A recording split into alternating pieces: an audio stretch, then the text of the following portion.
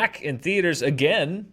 Just a few short months after he was in theaters already. And just in time for Christmas, it's Once Upon a Deadpool. Once Upon a Deadpool. The PG-13 version of Deadpool, kind of bolstered and bracketed with a framing device of The Princess Bride. Fred Savage. Mr. Fred Savage tied returns. to a bed, listening Yeah. to Deadpool, the tale of Deadpool too. But this one's, well, it's not for the kids, Roth, but it's for the teenagers, certainly. It is. Okay, so we'll talk about the movie. We'll talk about the framing device and whether that works or not. But I think what this movie does almost more than anything is illustrate how silly the rating system is. And the Yes. reason why I say that is because they have made changes, sure, but it put like the implied profanity and the implied violence is really ultimately no different than the actual profanity and the actual violence. I mean, it shows you what a PG-13 Yeah. Deadpool movie would be, which would be not as good. Yeah. The edge is gone as far as like showing the language, showing the violence. It's very bloodless because it has to be, because that's how the American rating system works. Apparently, is you can say shit as much as you want. I just said it. Yeah. But you can't show any blood. Shit, Dan, you could say it a shit ton more. Exactly, you can. It just makes no sense. I think that the blurred line is very made very clear in this movie. I also, because to me, it's you make a good point where the blood is gone and sort of the effects are gone and the gore and the shock is gone. That said, you still understand that murder is happening and people are dying and this is very violent and curses are being said. If you're a 13-year-old, you certainly understand that.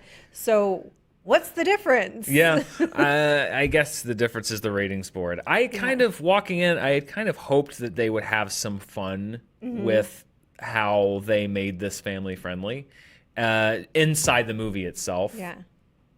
And this is really just what the TV cut is going to be, Yes. more than anything. Like, I thought that maybe they might have some little things covering the screen, or there's a few times where they do like the censor box or stuff, or bleeps, stuff like that. But not much. It's really just the TV cut of the movie, and then the humor of it, as far as new material, is all to these not even wraparounds, these interstitials with Fred Savage throughout the film. And so let's talk about that, because you're absolutely right. First of all, it's excellent use of bleeping.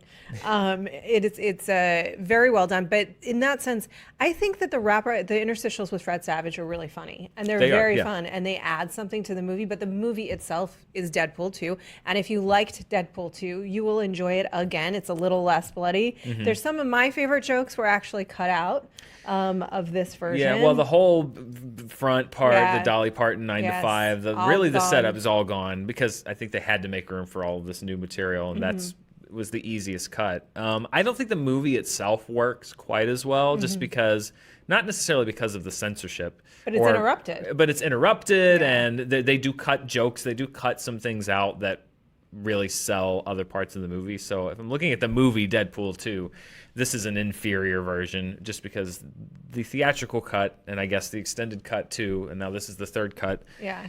They do much more as far as like making an intelligible story. The voiceover that's in the movie is weird because it doesn't quite fit with, it has two framing devices, and this is kind of a novelty, if I'm being honest. It's a novelty, and it's also very inside baseball. There's a runner around the Fox Disney purchase and the Fox Disney merger that happens between Fred Savage and Deadpool, not Ryan Reynolds, it's Deadpool, that I think is really funny to me, maybe to you, but the large majority of audiences, I presume, are not kind of paying really rabid attention. They don't really even know the difference between Marvel Fox or Marvel Disney and all these things. So I wonder how much of that just goes over your head if you're not paying attention to these things. It's pretty funny, though. It is really funny.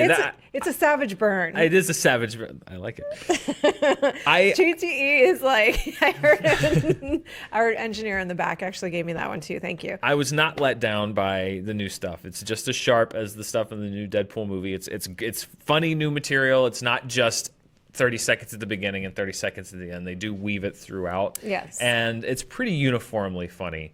There is also something, if you stay around to the very end, there is sort of the obligatory scene, but there's also something very touching, like not Deadpool touching, legitimately touching at the very, very, very, very end that you should stick around for. So when I'm looking at this, it's tough for me to make a recommendation in the sense that it's an inferior version of Deadpool 2. If you like the movie, it's nothing you haven't seen before. It's less than you've seen before, and I don't think it works as well. But the Fred Savage stuff is funny. It is. The tiebreaker for me is that they are making donations. I think it's $1 per ticket to Fudge Cancer. But I don't know why they didn't just do Bleep Cancer. Bleep Cancer, but Fudge Cancer. But basically to raise money for cancer research. So that's kind of the tiebreaker for me in the sense of, I think it's at least a portion of that ticket is going to go to a good cause. So I will recommend it if you're a fan of Deadpool, and it's, like I said, it's a novelty, but it is funny. It definitely has some laughs, and the new stuff is very funny. The new stuff is very, very funny. I think that they used Fred Savage really well in this, and that Fred Savage came to play as well. There are some great jokes in there. I do think it adds something to the movie. If you didn't like Deadpool 2, obviously this isn't going to be for you. No, you're not going to like Deadpool 2. It's not a different movie. It's not a different movie. You're watching the same movie, essentially, but cut for television. It's like watching it on FX, but maybe even less so. It's sort of like watching the movie cut for television that's talking about the fact that it's cut for television at the same time in a very Deadpool manner. So I think those Fred Savage interstitials are really funny. Some of my favorite parts of Deadpool 2 were lost.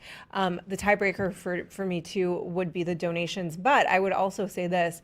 If it weren't for those donations, I would say you don't need to see this in the theater. I think you're great seeing it at home. So what you could do is see it at home and send $2 to Fudge Cancer yourself. That's very true. If you can stay home and make the donation, make the ticket price donation the whole price, and you can send that. That's perfectly fine too. Yeah. But it's a novelty act. But if you want a few extra laughs and throw a little support behind a good cause, it's in there. Why not? Why not? Why not? Deadpool 2, Once Upon a Deadpool, why not? Why not? It's the holiday season. It's a limited engagement. Yeah. But don't go expecting a substantially different experience as far as the movie itself goes. Go for the extras. Or if you want to impress, your 13-year-old niece or nephew, sure. Why not? Why not? You can take them to this. So a bunch of 13-year-olds, I think, because my mom certainly would not have let me go see Deadpool 2 when I was growing up in theaters. So I think there will be a lot of teenagers, perhaps, that had parents that maybe are restrictive on their things, that will at least get to see some of what the movie experience is like. Absolutely. I would have snuck in already, but sure, that's you. You do you. Deadpool 2, soft recommendation. Also recommendation that you could just watch this at home and make a donation of your own. Make a donation. Either way works. Make a donation. Roth, that's Once Upon a Deadpool. We are preparing even more reviews. I believe we have Mary Poppins flying in tomorrow morning. So we'll be back with that. And then we've got Mortal Engines coming up this week. Yeah. And welcome to Marwin, and that'll wrap us up. Yeah, unless something else pops up. You never know. The train keeps rolling, Roth. It sure does. Cruise to the holidays. Hope you had a good fudging time watching this review. Yeah. Now go fork yourself.